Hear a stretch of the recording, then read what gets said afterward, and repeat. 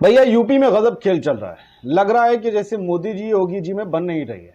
मोदी जी के भाजपा सांसद योगी जी के भाजपा शासित यूपी की पुलिस को पीट रहे हैं और पुलिस बीजेपी सांसद पर केस दर्ज कर रही है। लेकिन केस तो ब्रजभूषण शरण सिंह पर भी दर्ज हुआ है, वो भी भाजपा के सांसद है, उत्तर प्रदेश से आते हैं।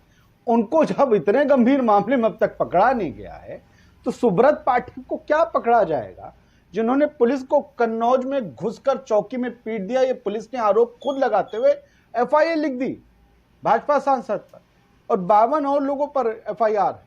इसमें भाजपा के नेता और कार्यकर्ता सबसे ज्यादा है।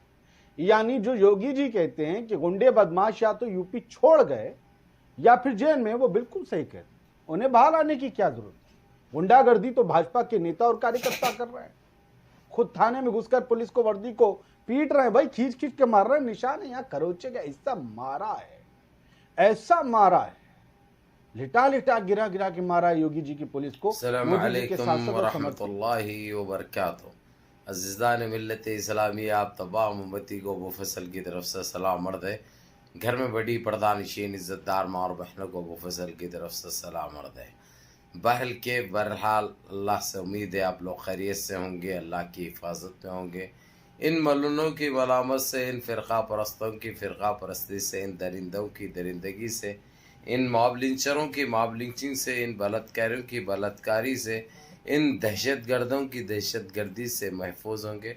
अल्लाह आप लोगों को अपने हफ्ज़ अमान में रखे, अल्लाह अपनी हिफाजत में रखे, अल्लाह हर आबाद से, हर शर से आप लोगों को महफूज रखे। बहरहाल मेरे अज़ीज़ दोस्तों, मेरे भाइयों, मेरी माँ और बहनों, देश के हालात से भी आप लोग वाकिफ़ हैं और देश के बाहर के हालात से भी आप लोग वाकिफ़ हैं। लेकिन देश से जुड़ी एक ऐसी खबर आप लोगों को सुनाने जा रहा हूँ जो सुनकर दिल बाग बाग हो जाएगा, क्योंकि अब ये लोगों की कहानी ख़त्म हो चुकी है, इनकी पिक्चर एंड हो चुकी है। अब ये लोग आपस में लड़के मरना तो तय है। एक के ऊपर एक बाजी ले जाने के चक्कर में 13 से ज़्यादा मेरे पास गुंडे हैं, मेरे पास बदमाशा है, मेरे पास लूटमार करने वाले, ये मोजी और सन्यासी ढोंगी के बड़ी चल रही है। अब यूपी में तो खुले तौर पर खुले आम ये खेल चल रहा है। मैं तो इसको खेल ही कहूँगा भाई, क्योंकि एक ऐसा खेल हो चुका है। अब इसके एमपीस उसके एमपीस आपस में ये ग्रुप वार चल रहा है, ये लोगों का गैंग वार चल रहा है ये लोगों का। जिस तरीके से मोदी के गुंडे एमपीस घुस के पीएस में बड़े बड़े ऑफिसरों को मार के जबड़े तोड़ दिए, जख्मी कर दिए, ये ऐसा माहौल हो चुका है। अब सन्यासी को बर्दाश्त नहीं हुआ। सन्यासी जो है सो सीधा इसके गुंडों की पिटाई कर दी। इसके गुंडे कौन है? वो भी एमपी से, कोई मिनिस्टर से सेंटर में। अब ये लोगों का ऐसा चल रहा है कि अब दोनों की एक मिनट भी बनने को तैयार नहीं है।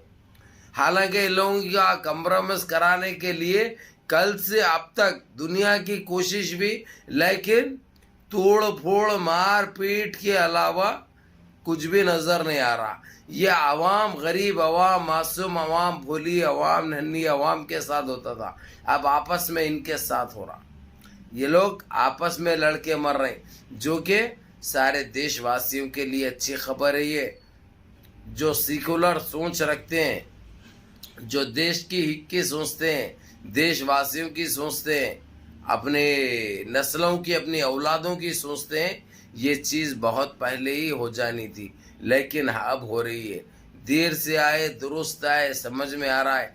अब ये क्या हो गया, ये एक दूसरे पे बाजी ले जाने के लिए ये लोग इतना घिनौने कपड़े फाड़ ले रहे हैं भाई।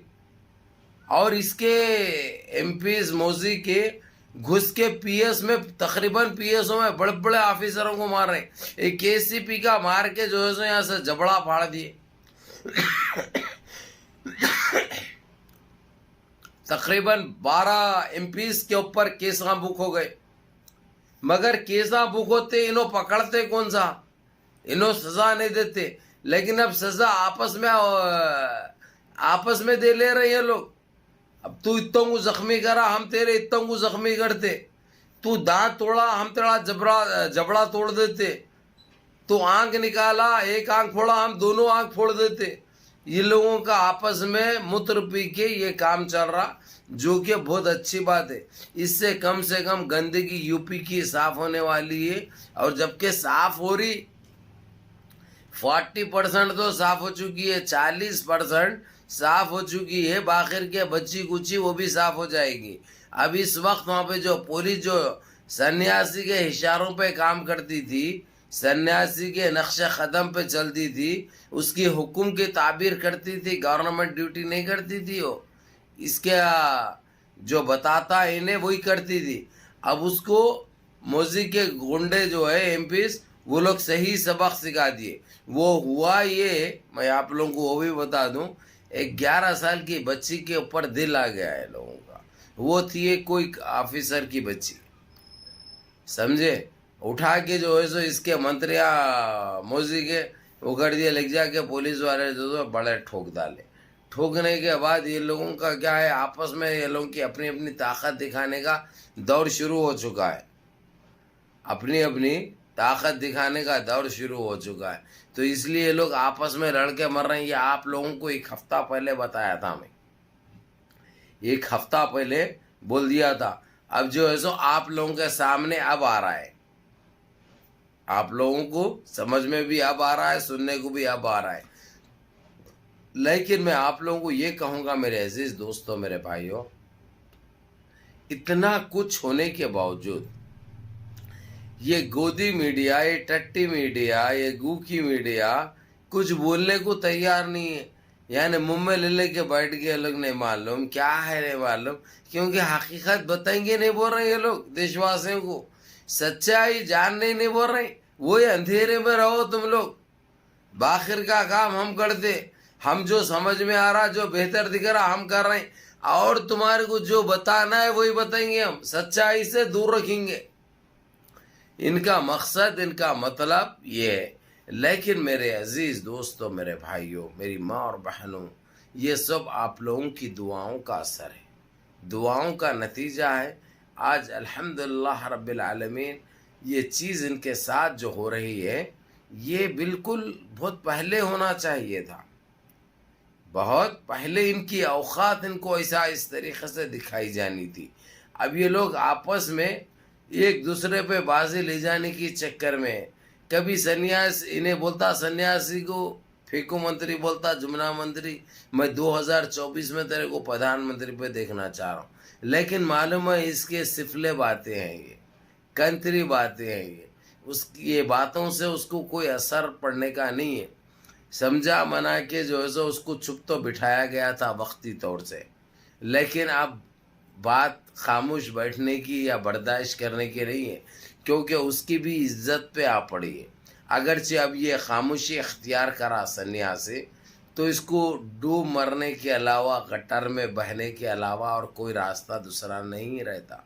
तो इसीलिए उसने जितना हो सकता अपनी पूरी ताकत का इस्तेमाल कर रहा, अपने गुंडा पुलिस को बचाने के लिए। जिस तरीके से पिटाई हुई वहाँ पे गुंडा पुलिस की, बचाने, वो लोगों की इज्जत वापस लाने के लिए। और ये पीटने वाले कौन है? ये भी मिनिस्टर्स है, ये भी एमपीस है बीजेपी के। जिस तरीके से जो काम हुआ है वो काबिल लश्र, काबिल तारीफ। बहरहाल मेरे अजीज दोस्तों, मेरे भाइयों, मेरी माँ और बहनों, मैं तो बहुत खुश हूँ, क्योंकि ये चीज़ देखकर मैं तो बहुत खुश हूँ। हैरानी मेरे को बिल्कुल नहीं हो रही। क्यों नहीं हो रही? मैं सच्चाई जानता था, हकीकत से मैं वाकिफ था, लेकिन आप लोग अंधेरे में थे। आप लोग कुछ और सोचते थे, समझते थे, अरे ये लोग का क्या होगा, ये लोग को कुछ नहीं हो सकता, ये लोगों को ना कोर्ट कवानीन तो बनाता है, फैसले तो देता है, लेकिन अमल नहीं होते। अरे भाई, अमल भी होते हैं और ऐसी हरकत, ऐसी दुर्गत भी बनती है, जबड़े भी फटते हैं, टाके भी लगते हैं, हॉस्पिटलों में भी सोते हैं। ये सारे चीज़ें होते हैं। कब? ऐसे ही जारी रहेंगे जब आप लोगों की दुआएं शामिल रहेगी, दुआओं का असर शामिल रहेगा। अल्लाह रब्बिल इज़्ज़त इनको ऐसे ही बेइज्जत करते रहेंगे और इन्हों ही ऐसे ही गटरों में जा मिलेंगे इंशाअल्लाह। बहरल कैफ मेरे अज़ीज़ दोस्तों, मेरे भाइयों, ये बहुत खुशी की बात है जो आप लोग सुनो, देखो और 4 तक भेजो, अपने अपने ग्रुपों में डालो ताकि 4 तक की बात का पता चले, क्योंकि इससे बड़ी खबर, इससे अच्छी खबर, इससे अच्छी खुशखबरी और कुछ नहीं हो सकती। बहरहाल कैफ मुनज़्ज़म रहिए, मुत्तहिद रहिए, अपनी सफ़ों में इत्तेहाद बरकरार रखिए, नमाज़ों की पाबंदी करिए, माँ बाप की खिदमत करिए, बड़ों के अहकाम पे अमल करिए, अपने से कमज़ोर और गरीब के ऊपर ताकत आजमाई मत करिए। सबसे पहले नमाज़ों की पाबंदी करिए और अपने इस भाई को भी दुआओं में याद रखिए। अस्सलामु अलैकुम व रहमतुल्लाहि व बरकातहू।